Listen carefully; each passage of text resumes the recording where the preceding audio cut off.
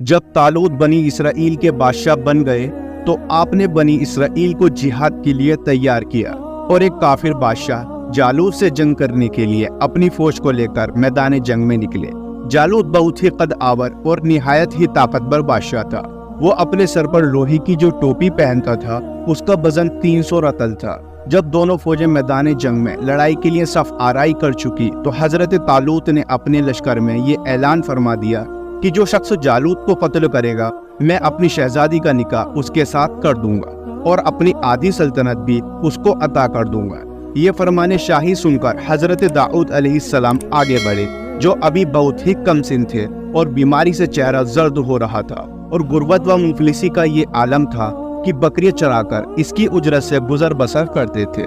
रिवायत है कि जब हजरत दाऊद अलैहिस्सलाम घर से जिहाद के लिए रवाना हुए थे तो रास्ते में एक पत्थर ये बोला कि ए हजरत दाऊद मुझे उठा लीजिए क्योंकि मैं हजरत मूसा अलैहिस्सलाम का पत्थर हूँ। फिर दूसरे पत्थर ने आपको पुकारा कि ए हजरत दाऊद मुझे उठा लीजिए क्योंकि मैं हजरत हारून अलैहिस्सलाम का पत्थर हूँ। फिर एक तीसरे पत्थर ने आपको पुकार कर अर्ज किया कि ए हजरत दाऊद अलैहिस्सलाम मुझे उठा लीजिए क्योंकि मैं जालूत का कातिल हूँ। आप अलैहिस्सलाम ने उन तीनों पत्थरों को उठाकर अपने झोले में रख लिया। जब जंग शुरू हुई तो हजरत दाऊद अलैहिस्सलाम अपनी गोफन लेकर सफों से आगे बढ़े और जब जालूत पर आपकी नजर पड़ी तो आपने इन तीनों पत्थरों को अपनी गोफन में रखकर और बिस्मिल्लाह पढ़कर गोफन से तीनों पत्थरों को जालूत के ऊपर फेंका और ये तीनों पत्थर जाकर जालूत की नाक और खोपड़ी पर लगे और उसके भेजे को पाश पाश करके सर के पीछे से निकलकर 30 जालूतियों को लगे और सबके सब मकतूल होकर गिर पड़े।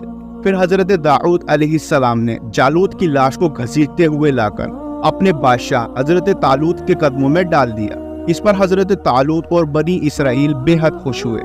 जालूत के कत्ल हो जाने से उसका लश्कर भाग निकला और हजरत तालूत को फतेह मुबीन हो गई और अपने ऐलान के मुताबिक हजरत तालूत ने हजरत दाऊद अलैहिस्सलाम के साथ अपनी लड़की का निकाह कर दिया और अपनी आधी सल्तनत का इनको सुल्तान बना दिया। फिर जब पूरे 40 बरस के बाद हजरत तालूत बादशाह का इंतकाल हो गया तो हजरत दाऊद अलैहिस्सलाम पूरी सल्तनत के बादशाह बन गए और जब हजरत शमूएल अलैहिस्सलाम की वफात हो गई तो अल्लाह ताला ने हजरत दाऊद अलैहिस्सलाम को सल्तनत के साथ नबूवत से भी सरफराज फरमा दिया। आपसे पहले सल्तनत और नबूवत दोनों एजाज एक साथ किसी को भी नहीं मिला था। आप पहले शख्स हैं कि दोनों ओहदों पर फाइज होकर 70 बरस तक सल्तनत और नबूवत दोनों मंसूबों के फराइज पूरे करते रहे और फिर आपके बाद आपके फर्जंद हजरत सुलेमान अलैहिस्सलाम को भी अल्लाह ताला ने सल्तनत और नबूवत दोनों मर्तबों से सरफराज फरमाया।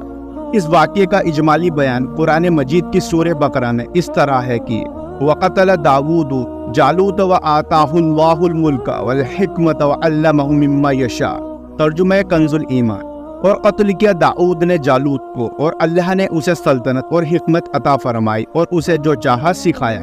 हजरत दाऊद अलैहिस्सलाम ने बावजूद यह कि अजीम सल्तनत के बादशाह थे मगर सारी उम्र वो अपने हाथ की दस्तकारी की कमाई से अपने खुद नोश का सामान करते रहे। अल्लाह ताला ने आपको ये मोजिज़ा अता फरमाया था कि आप लोहे को हाथ में लेते तो वो मोम की तरह नरम हो जाया करता था और आप उससे ज़िरह बनाया करते थे और इनको फरोख्त करके इस रकम को अपना जरिया मुआश बनाए हुए थे और अल्लाह ताला ने आपको परिंदों की बोली सिखा दी थी।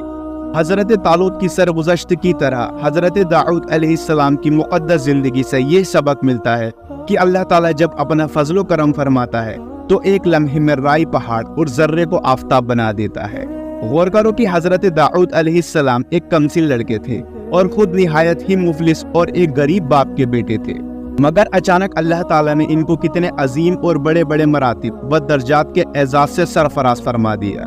कि इनके सर पर ताज शाही रखकर इन्हें बादशाह बना दिया और एक बादशाह की शहजादी इनके निकाह में आई और फिर नबूवत का बुलंद मर्तबा इन्हें अता फरमा दिया कि इससे बढ़कर इंसान के लिए कोई बुलंद मर्तबा हो ही नहीं सकता। फिर अल्लाह ताला की कुदरत काहिरा का जलवा देखो कि जालूत जैसे जाबिर और ताकतवर बादशाह का कातिल हजरत दाऊद अलैहिस्सलाम को बना दिया, जो एक कमसिन लड़के और बीमार थे और वो भी इनके 3 पत्थरों से कत्ल हुआ। हालांकि जालूत के सामने इन छोटे छोटे 3 पत्थरों की क्या हकीकत थी, जबकि वो 300 रतल वजन की फौलादी टोपी पहने हुए था مگر حقیقت تو یہ ہے کہ اللہ تعالیٰ اگر چاہے تو ایک چوٹی کو ہاتھی پر غالب کر دے، اور اللہ تعالیٰ اگر چاہے تو ہاتھی ایک چوٹی کا کچھ بھی بگاڑ نہیں سکتا۔